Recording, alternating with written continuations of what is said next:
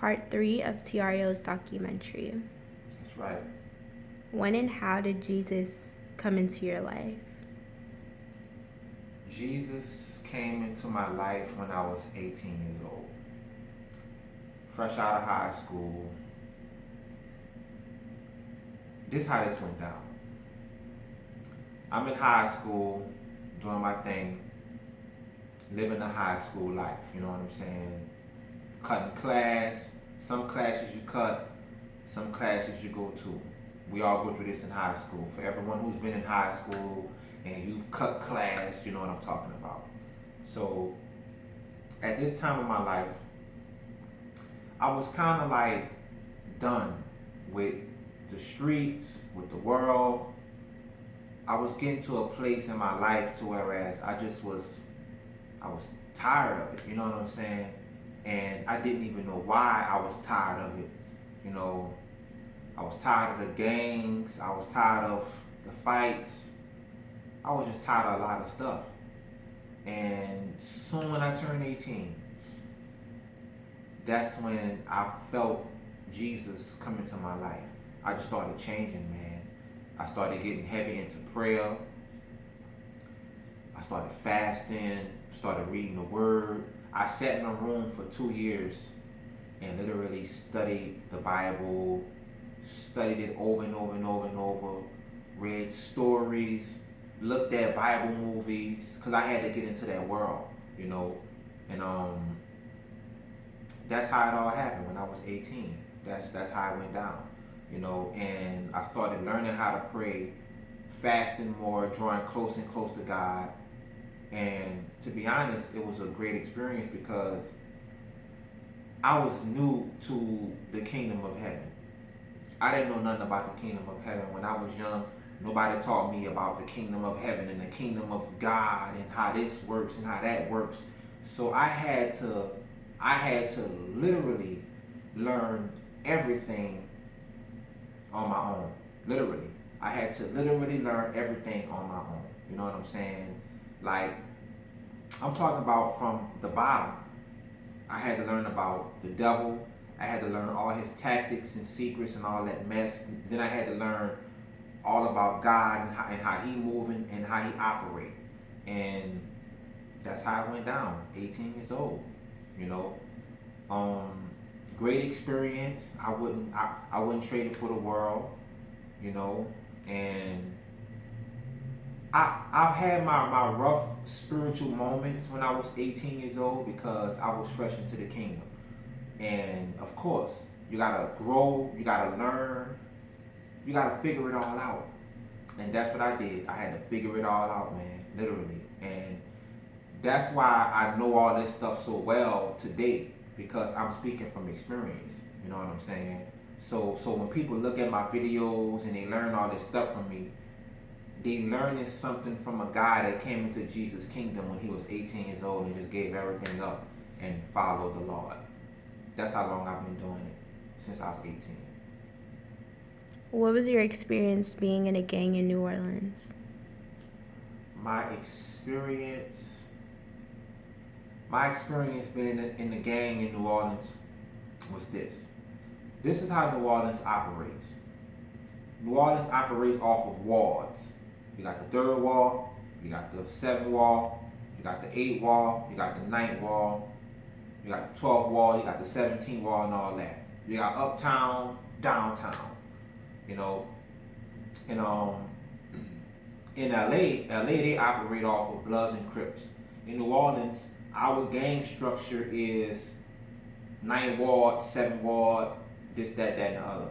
But overall, it's still gangs. You know, my experience with that was, how can I put this? Was good and bad.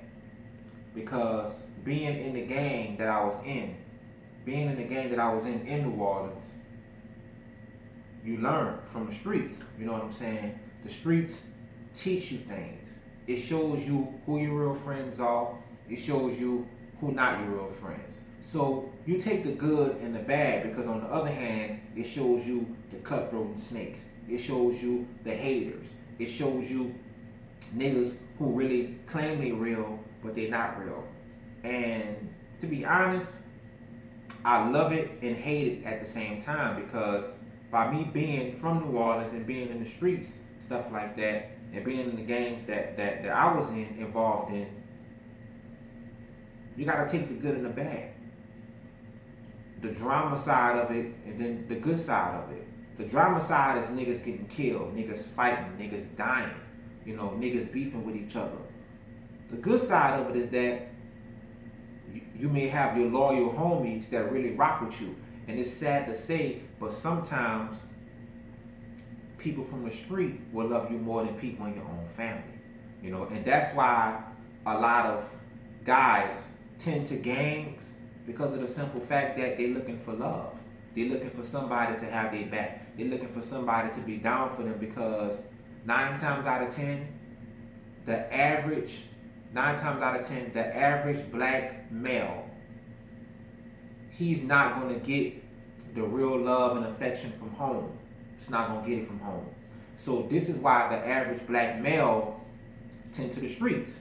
We tend to the gangs, you know what I'm saying? Because we looking for loyalty, friendship, love. We can't get that from the homes, so we got to go to the streets and get it. The majority of us black people who grew up, we either grew up with our mamas and without our daddies. That's the average black home, and that's how it operates. And that's why we tend to gangs. And my experience in the gang, like I said, I took the good and the bad. I learned a lot. It taught me a lot. But I will say this. By me being from New Orleans is one of the #1 cities that has some of the most realest niggas down there.